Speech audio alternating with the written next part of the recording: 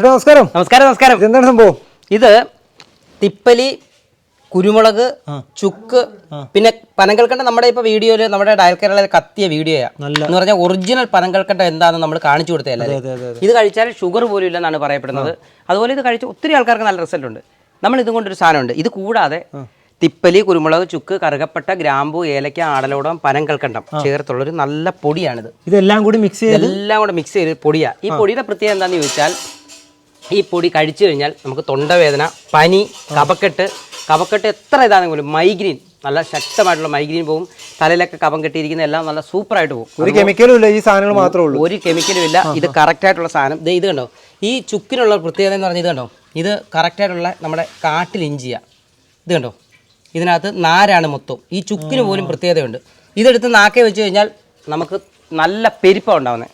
അതുപോലെ ഈ തിപ്പലി കണ്ടോ, തിപ്പലി ഇതാണ് ഏറ്റവും നല്ല തിപ്പലി. ഇത് കണ്ടോ, നല്ല തിപ്പലിയാണ്. ഇത് നമ്മൾ തന്നെ കൃഷി ചെയ്തിട്ട് ഉണക്കിയെടുക്കുന്ന ഒരു സാധനമാണ്. കുരുമുളക് ഏറ്റവും നല്ല കുരുമുളക്, അതുപോലെ പനങ്കൽക്കണ്ടം, ബാക്കി എല്ലാ സാധനങ്ങളും കൃത്യമായിട്ടുള്ള രീതിയിൽ അതിൻ്റെ അളവ് എടുത്തിട്ട് അതിനെ പൊടിച്ചെടുത്തിട്ടാണ് നമ്മൾ ഇങ്ങനൊരു പൊടി ഉണ്ടാക്കുന്നത്. എങ്ങനെയാണ് കഴിക്കുന്നത്? ഇത് കൊച്ചു കുട്ടികൾ തൊട്ട് എത്ര വലുതായിട്ടുള്ളവർക്ക് വേണമെങ്കിൽ കഴിക്കാൻ. ഇതിങ്ങനെ ഇതുപോലെ പൊടി ഉണ്ടാവും.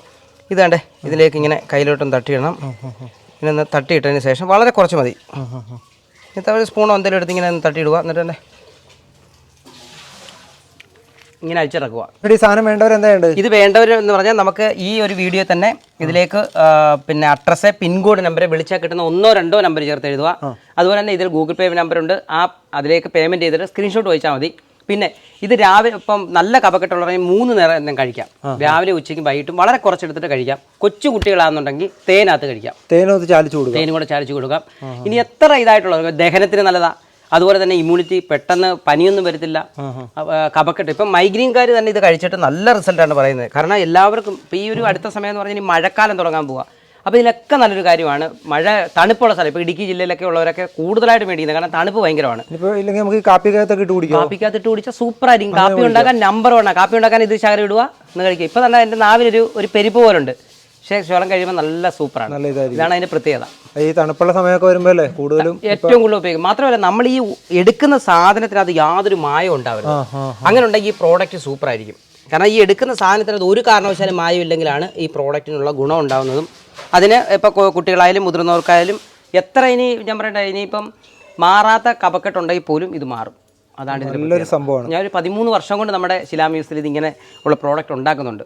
നമ്മൾ ചെയ്തുകൊണ്ടിരിക്കുന്ന വേറൊരു വലിയ കാര്യങ്ങളുണ്ട്. ഇത് നമ്മുടെ എൻ്റെ പ്രിയ സുഹൃത്തുക്കളായിട്ടും അല്ലാതെയുള്ള കുറേ അമ്മമാരുണ്ട്. അമ്മമാരോട് ഞാനിങ്ങനെ പറയാറുണ്ട്, നിങ്ങളുടെയൊക്കെ വീട്ടിലുള്ള കമുകൾ അല്ലാതുള്ള മരങ്ങളൊക്കെ ഉണ്ടെന്നുണ്ടെങ്കിൽ ഈ തിപ്പലി കയറ്റി വിടാൻ കുറച്ച് ആവത്തേ ഉള്ളൂ. എന്നിട്ട് നമുക്ക് തന്നെ താഴെ നിന്നിട്ട് പറിച്ചെടുക്കാൻ പറ്റും. ഒരു 10, 100, 50 ഒക്കെ ഉള്ള തിപ്പലിയുള്ള അമ്മമാരുണ്ട്. അമ്മമാർ ഇത് തന്നെ പറിച്ച് ഉണക്കി നമുക്ക് തരും കൃത്യമായിട്ട്. അപ്പോൾ അമ്മമാർക്ക് ഒരു സാമ്പത്തികമായി, പക്ഷേ നല്ല സാധനം നമുക്ക് കിട്ടും. അതുപോലെ തന്നെ ചുക്ക്, ഇത് നമ്മുടെ ശബരിമല പോകുന്ന സ്ഥലത്ത് ട്രൈബൽസ് ആയിട്ടുള്ള ആൾക്കാരുണ്ട്. അവർക്കൊക്കെ ഈ സ്ഥലം 50 സെൻറ്റൊക്കെ ഇങ്ങനെ കൊടുത്തിട്ടുണ്ട് പലർക്കും. അപ്പോൾ ആ കൊടുത്തിരിക്കുന്ന ആൾക്കാരെല്ലാം ഇതിനെ കൃഷി ചെയ്തിട്ട് നമുക്ക് കൃത്യമായിട്ട് ഇഞ്ചിയായിട്ട് തരും. നമ്മളതിനെ ചിരണ്ടി ഉണക്കി ചുക്കാക്കി നല്ല അടിപൊളിയായിട്ട് എടുക്കും. അപ്പോൾ ഇതിന് ഗുണം എന്താണെന്ന് ചോദിച്ചാൽ, കുറച്ച് പേർക്ക് ജോലിയുണ്ട്, പിന്നെ ഇത് അന്യം നിന്ന് പോകത്തില്ല. ഈ ഇഞ്ചിയുടെ പ്രത്യേകത എന്ന് പറഞ്ഞാൽ ജനിതക മാറ്റം വരാത്ത ഇഞ്ചിയാണ്. ഇത് നഷ്ടപ്പെട്ടുകൊണ്ടിരിക്കുക. നമുക്കിപ്പോൾ കിട്ടുന്ന ഇഞ്ചി എന്ന് പറഞ്ഞാൽ ഏത് രാജ്യത്തെയാണെന്ന് പോലും അറിയത്തില്ല. അതിന് ഗുണമേ നമുക്കറിയത്തില്ല. അപ്പോൾ ആ ഇഞ്ചിയൊന്നും നഷ്ടപ്പെടത്തുമില്ല. ഇതുപോലുള്ള ഗുണങ്ങളും നമുക്ക് തിരിച്ചറിയാൻ പറ്റും.